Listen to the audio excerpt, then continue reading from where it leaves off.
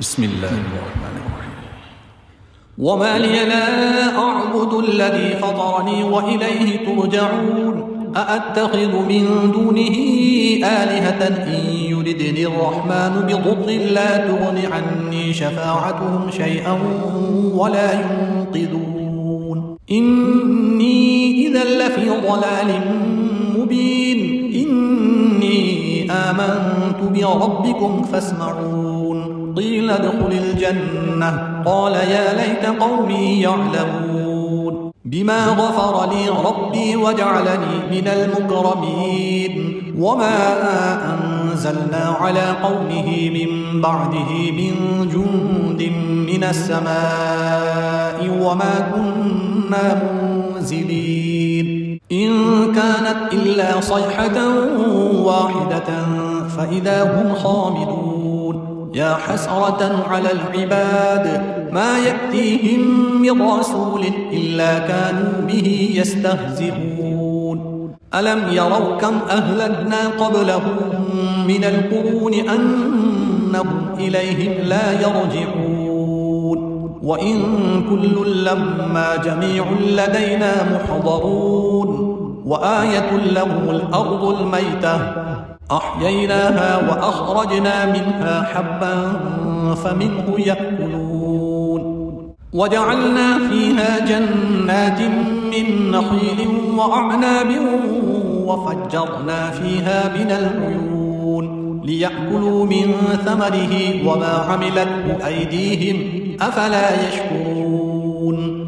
سبحان الذي خلق الأزواج كلها مما تنبت الأرض ومن أنفسهم ومما لا يعلمون وآية لهم الليل نسلخ منه النهار فإذا هم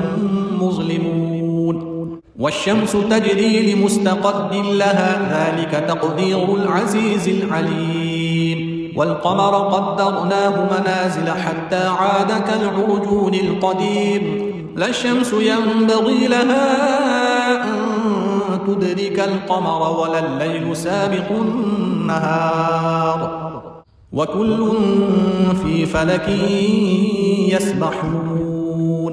وآية لهم أنا حملنا ذريتهم في الفلك المشحون وخلقنا لهم من مثله ما يركبون وإن نشأ نغرقهم فلا صريخ لهم ولا هم ينقذون إلا رحمة منا ومتاعا إلى حين وإذا قيل لهم اتقوا ما بين أيديكم وما خلفكم لعلكم ترحمون وما تأتيهم من آية من آيات ربهم إلا كانوا عنها معرضين وإذا قيل لهم أنفقوا مما رزقكم الله قال الذين كفروا للذين آمنوا أنطعم من لو يشاء الله أطعمه إن أنتم إلا في ضلال مبين ويقولون متى هذا الوعد إن كنتم صادقين ما ينظرون إلا صيحة واحدة تأخذهم وهم يخصمون فلا يستطيعون توصية ولا إلى أهلهم يرجعون ونفخ في الصور فإذا هم من الأجداث إلى ربهم ينسلون قالوا يا ويلنا من بعثنا من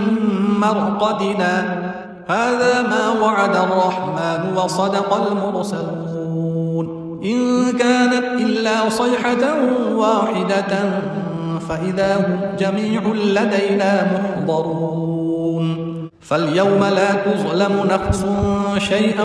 ولا تجزون إلا ما كنتم تعملون إن أصحاب الجنة اليوم في شغل فاكهون هم وأزواجهم في ظلال على الأرائك متكئون لهم فيها فاكهة ولهم ما يدعون سلام قولا من رب رحيم وامتازوا اليوم أيها المجرمون ألم أعهد إليكم يا بني آدم ألا تعبدوا الشيطان إنه لكم عدو مبين وأن اعبدوني هذا صراط مستقيم ولقد أضل منكم جبلا كثيرا أفلم تكونوا تعقلون هذه جهنم التي كنتم توعدون اصلوها اليوم بما كنتم تكفرون اليوم نختم على أفواههم وتكلمنا أيديهم وتشهد أرجلهم بما كانوا يكسبون ولو نشاء لطمسنا على أعينهم فاستبقوا الصراط فأنى يبصرون ولو نشاء لمسخناهم على مكانتهم فما استطاعوا مضيا ولا يرجعون ومن نعمره ننكسه في الخلق أفلا يعقلون وما علمناه الشعر وما ينبغي له إن هو إلا ذكر وقرآن مبين لينذر من كان حيا ويحق القول على الكافرين أولم يروا أنا خلقنا لهم مما عملت أيدينا أنعاما فهم لها مالكون وذللناها لهم فمنها ركوبهم ومنها يأكلون ولهم فيها منافع ومشارب أفلا يشكرون واتخذوا من دون الله آلهة لعلهم ينصرون لا يستطيعون نصرهم وهم لهم جند محضرون فلا يحزنك قولهم إنا نعلم ما يسرون وما يعلنون أولم يرى الإنسان أنا خلقناه من نطفة فإذا هو خصيم مبين وضرب لنا مثلا ونسي خلقه قال من يحيي العظام وهي رميم قل يحييها الذي أنشأها أول مرة وهو بكل خلق عليم الذي جعل لكم من الشجر الأخضر نارا فإذا أنتم منه توقدون أوليس الذي خلق السماوات والأرض بقادر على أن يخلق مثلهم بلى وهو الخلاق العليم إنما أمره إذا أراد شيئا أن يقول له كن فيكون فسبحان الذي بيده ملكوت كل شيء وإليه ترجعون بسم الله الرحمن الرحيم والصافات صفا فالزاجرات زجرا فالتاليات ذكرا إن إلهكم لواحد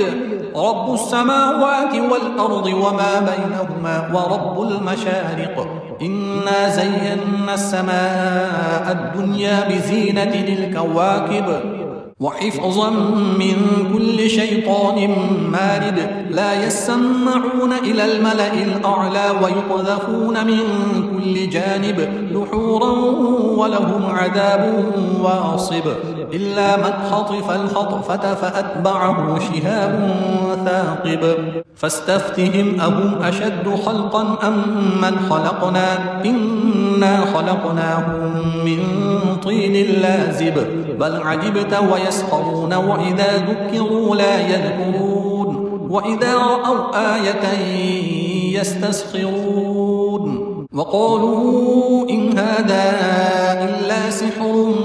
مبين أإذا متنا وكنا ترابا وعظاما أإنا لمبعوثون أو آباؤنا الأولون قل نعم وأنتم داخرون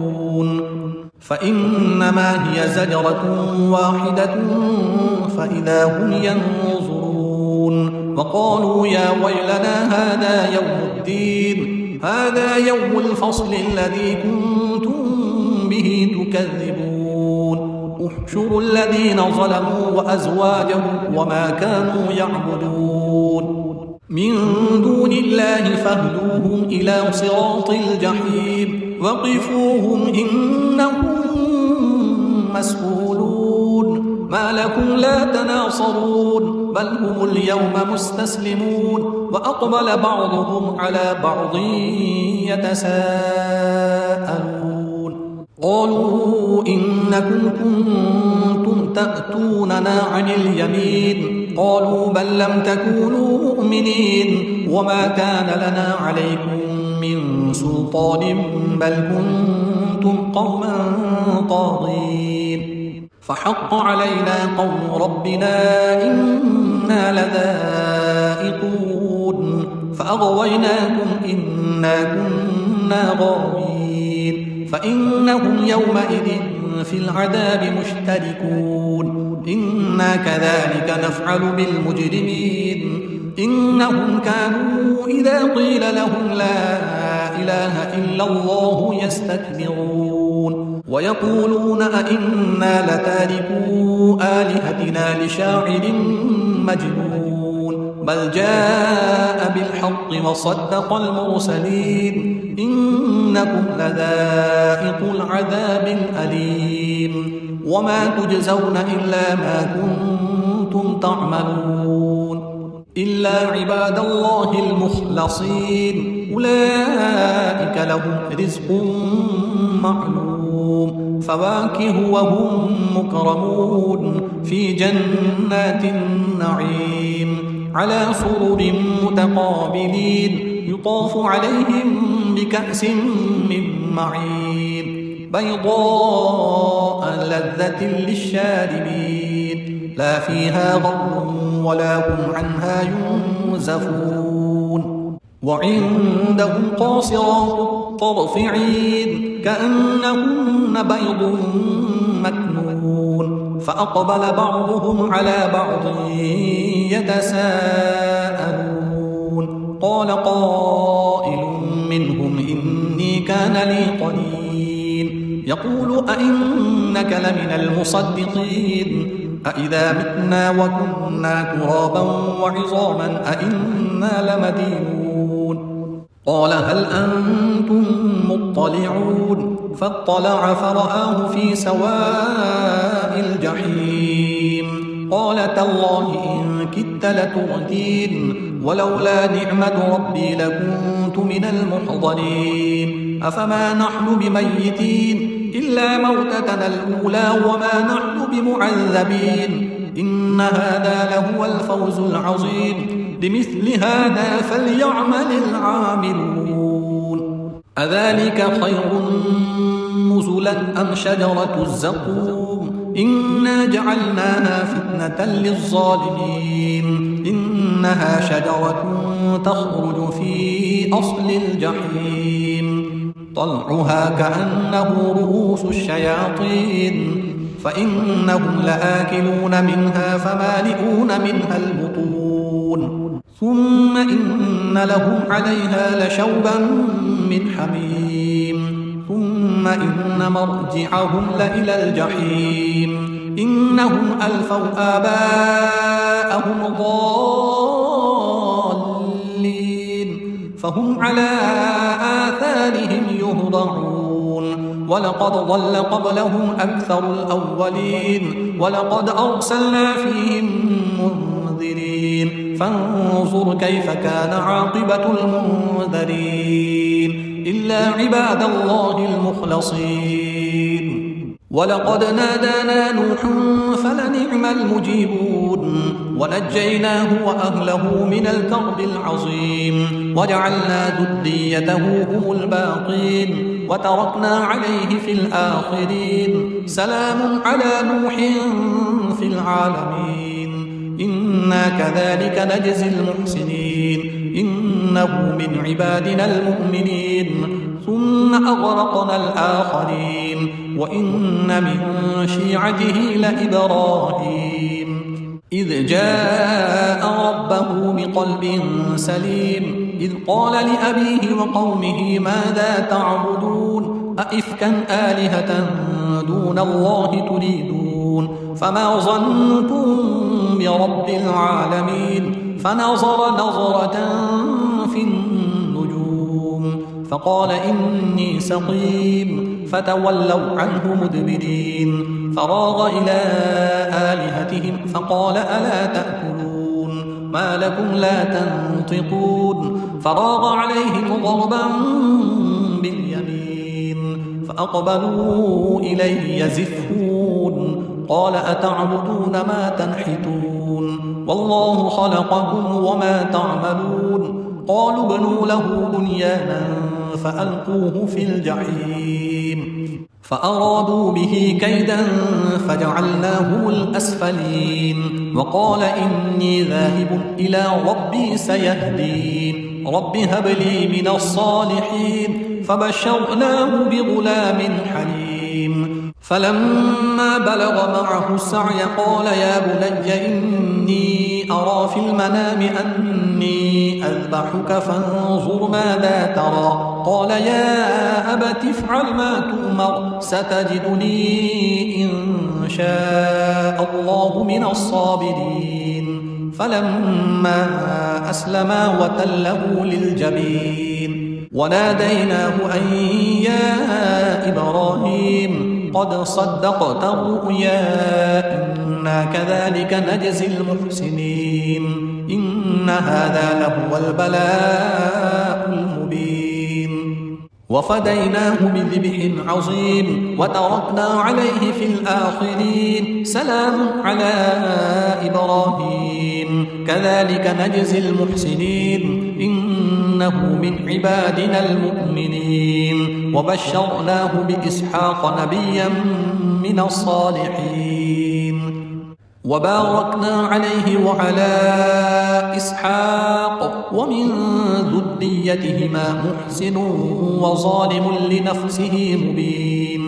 ولقد مننا على موسى وهارون ونجيناهما وقومهما من الكرب العظيم ونصرناهم فكانوا هم الغالبين وآتيناهما الكتاب المستبين وهديناهما الصراط المستقيم وتركنا عليهما في الآخرين سلام على موسى وهارون إنا كذلك نجزي المحسنين إنهما من عبادنا المؤمنين وإن إلياس لمن المرسلين إذ قال لقومه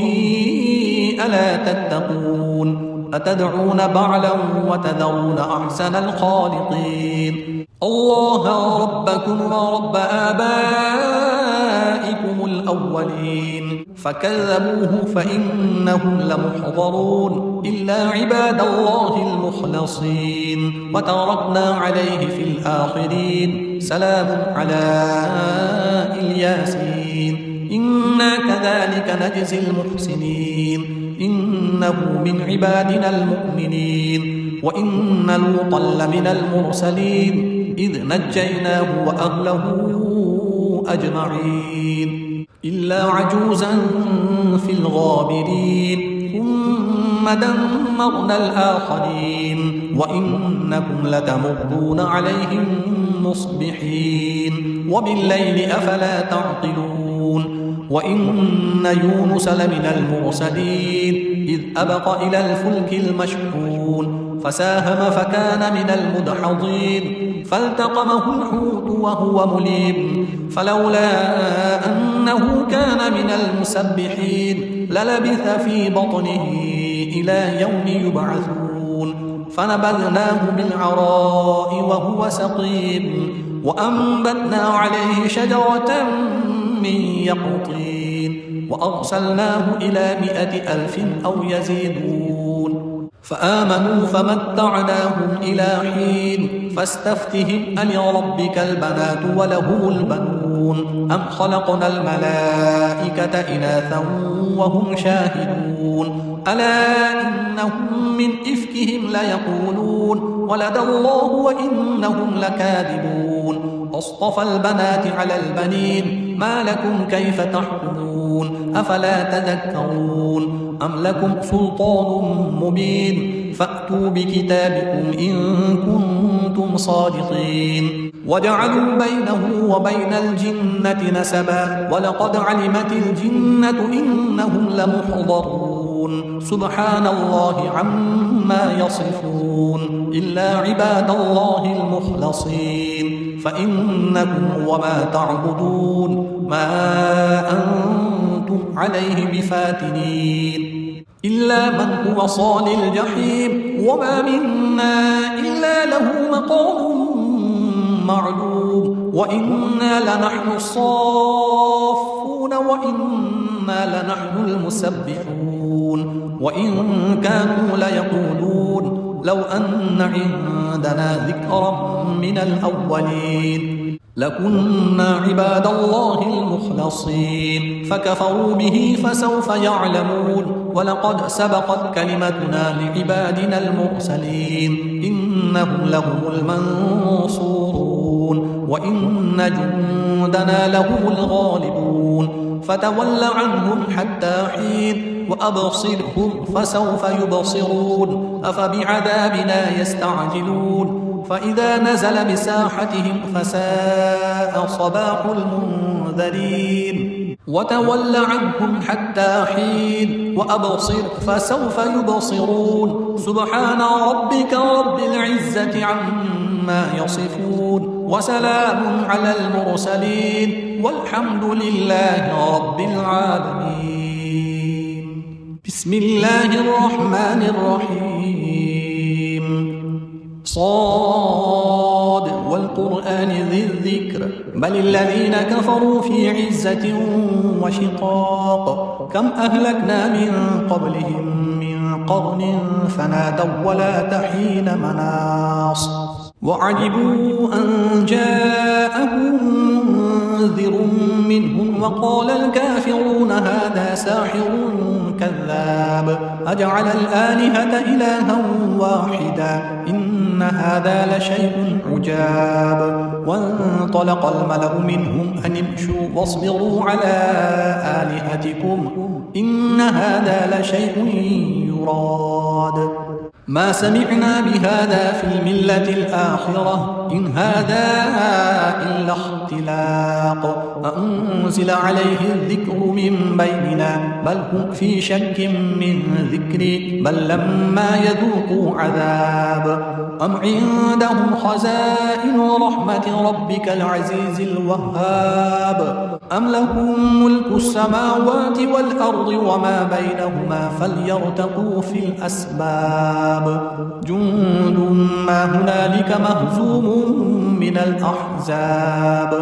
كذبت قبلهم قوم نوح وعاد وفرعون ذو الأوتاد وثمود وقوم لوط وأصحاب الأيكة أولئك الأحزاب إن كل إلا كذب الرسل فحق عقاب وما ينظر هؤلاء إلا صيحة واحدة ما لها من فواق وقالوا ربنا عجل لنا قطنا قبل يوم الحساب اصبر على ما يقولون واذكر عبدنا داود ذا الأيد إنه أواب إنا سخرنا الجبال معه يسبحن بالعشي والإشراق والطير محشورة كل له أواب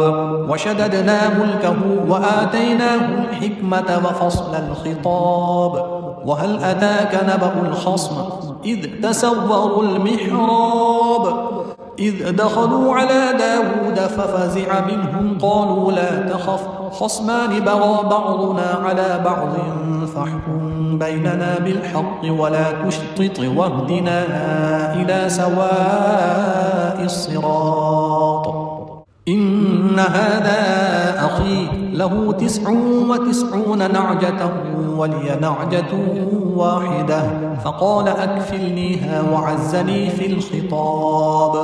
قال لقد ظلمك بسؤال نعجتك إلى نعاجه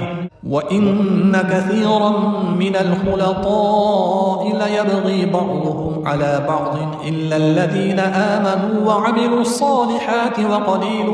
ما هم. وظن داود أنما فتناه فاستغفر ربه وخر راكعا وأناب فغفرنا له ذلك وإن له عندنا لزلفى وحسن مآب. يا داود إنا جعلناك خليفة في الأرض فاحكم بين الناس بالحق ولا تتبع الهوى فيضلك عن سبيل الله إن الذين يضلون عن سبيل الله لهم عذاب شديد بما نسوا يوم الحساب. وما خلقنا السماء والأرض وما بينهما باطلا ذلك ظن الذين كفروا فويل للذين كفروا من النار. أم نجعل الذين آمنوا وعملوا الصالحات كالمفسدين في الأرض أم نجعل المتقين كالفجار. كتاب أنزلناه إليك مبارك ليدبروا آياته وليتذكر أولو الألباب. ووهبنا لداود سليمان نعم العبد إنه أواب. إذ عرض عليه بالعشي الصافنات الجياد فقال إني أحببت حب الخير عن ذكر ربي حتى تبارت بالحجاب. ردوها علي فطفق مسحا بالسوق والأعناق. ولقد فتنا سليمان وألقينا على كرسيه جسدا ثم أناب. قال رب اغفر لي وهب لي ملكا لا ينبغي لأحد من بعدي إنك أنت الوهاب. فسخرنا له الريح تجري بأمره رخاء حيث أصاب والشياطين كل بناء وغواص وآخرين مقرنين في الأصفاد. هذا عطاؤنا فامنن أو أمسك بغير حساب. وإن له عندنا لزلفى وحسن مآب. واذكر عبدنا أيوب إذ نادى ربه أني مسني الشيطان بنصب وعذاب. اركض برجلك هذا مغتسل بارد وشراب. ووهبنا له أهله ومثلهم معهم رحمة منا وذكرى لأولي الألباب. وخذ بيدك ضغثا فاضرب به ولا تحنث إنا وجدناه صابرا نعم العبد إنه أواب. واذكر عبادنا إبراهيم وإسحاق ويعقوب أولي الأيدي والأبصار إنا أخلصناهم بخالصة ذكر الدار وإنهم عندنا لمن المصطفين الأخيار. واذكر إسماعيل واليسع وذا الكفل وكل من الأخيار. هذا ذكر وإن للمتقين لحسن مآب. جنات عدن مفتحة لهم الأبواب متكئين فيها يدعون فيها بفاكهة كثيرة وشراب. وعندهم قاصرات الطرف أتراب. هذا ما توعدون ليوم الحساب. إن هذا لرزقنا ما له من نفاد. هذا وإن للطاغين لشر مآب. جهنم يصلونها فبئس المهاد. هذا فليذوقوه حميم وغساق وآخر من شكله أزواج. هذا فوج مقتحم معكم لا مرحبا بهم إنهم صالوا النار. قالوا بل أنتم لا مرحبا بكم أنتم قدمتموه لنا فبئس القرار. قالوا ربنا من قدم لنا هذا فزده عذابا ضعفا في النار النار وقالوا ما لنا لا نرى رجالا كنا نعدهم من الأشرار أتخذناهم سخريا أم زاغت عنهم الأبصار إن ذلك لحق تخاصم أهل النار قل إنما أنا منذر وما من إله إلا الله الواحد القهار رب السماوات والأرض وما بينهما العزيز الغفار قل هو نبأ عظيم أنتم عنه معرضون ما كان لي من علم بالملأ الأعلى إذ يختصمون إن يوحى إلي إلا أنما أنا نذير مبين إذ قال ربك للملائكة إني خالق بشرا من طين فإذا سويته ونفخت فيه من روحي فقعوا له ساجدين فسجد الملائكة كلهم أجمعون إلا إبليس استكبر وكان من الكافرين قال يا إبليس ما منعك أن تسجد لما خلقت بيدي أستكبرت أم كنت من العالين قال أنا خير منه خلقتني من نار وخلقته من طين قال فاخرج منها فإنك رجيم وإن عليك لعنتي إلى يوم الدين قال رب فأنظرني إلى يوم يبعثون قال فإنك من المنظرين إلى يوم الوقت المعلوم قال فبعزتك لأغوينهم أجمعين إلا عبادك منهم المخلصين قال فالحق والحق أقول لأملأن جهنم منك وممن تبعك منهم أجمعين قل ما أسألكم عليه من أجر وما أنا من المتكلفين إن هو إلا ذكر للعالمين ولتعلمن نبأه بعد حين بسم الله الرحمن الرحيم تنزيل الكتاب من الله العزيز الحكيم إنا أنزلنا إليك الكتاب بالحق فاعبد الله مخلصا له الدين ألا لله الدين الخالص والذين اتخذوا من دونه أولياء ما نعبدهم إلا ليقربونا إلى الله زلفى إن الله يحكم بينهم فيما هم فيه يختلفون إن الله لا يهدي من هو كاذب كفار لو أراد الله أن يتخذ ولدا لاصطفى مما يخلق ما يشاء سبحانه هو الله الواحد القهار خلق السماوات والأرض بالحق يكور الليل على النهار ويكور النهار على الليل وسخر الشمس والقمر كل يجري بأجل مسمى ألا هو العزيز الغفار خلقكم من نفس واحدة ثم جعل منها زوجها وأنزل لكم من الأنعام 8 أزواج يخلقكم في بطون أمهاتكم خلقا من بعد خلق في ظلمات 3 ذلكم الله ربكم له الملك لا إله إلا هو فأنا تصرفون إن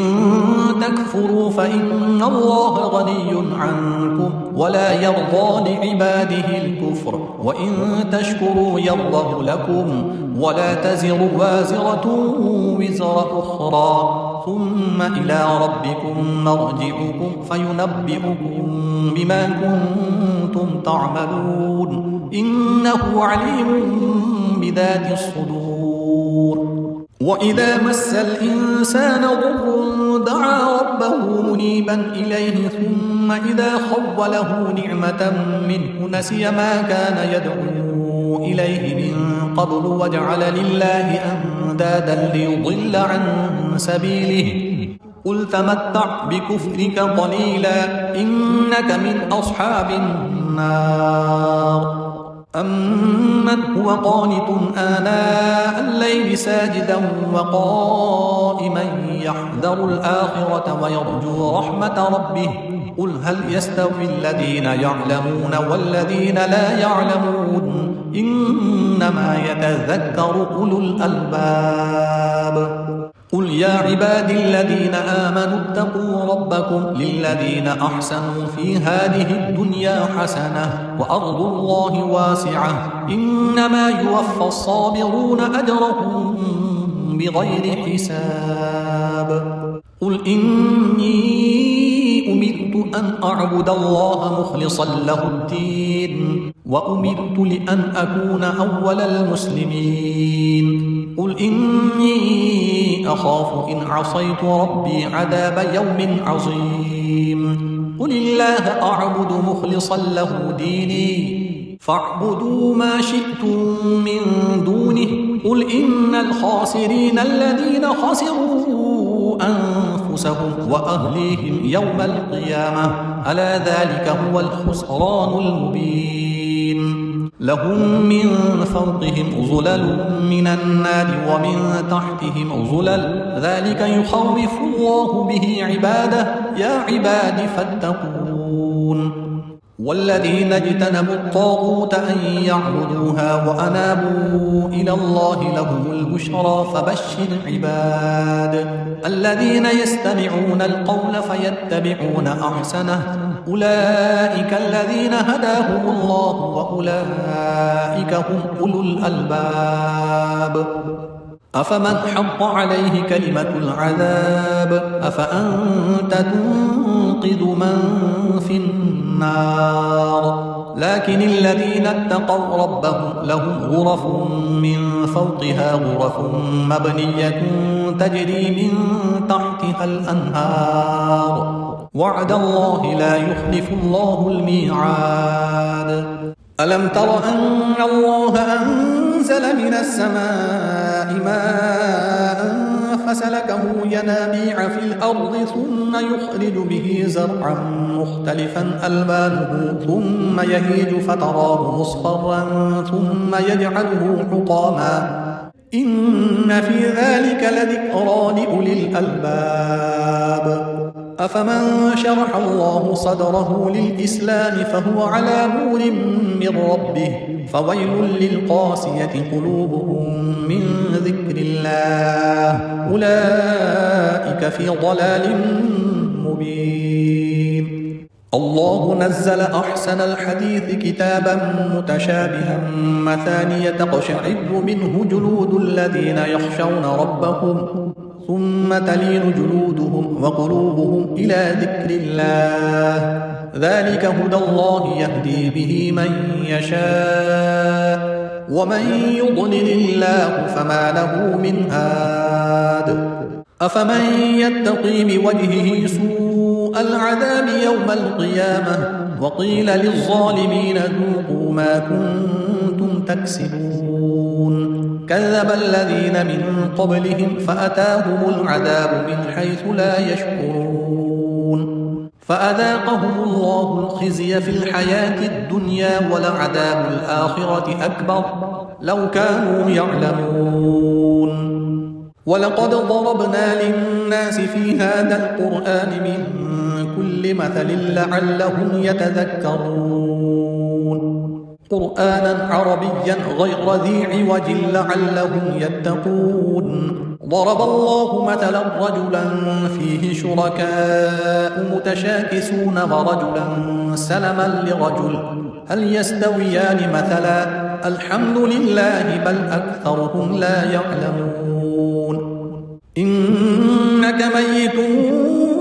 وإنهم ميتون ثم إنكم يوم القيامة عند ربكم تختصمون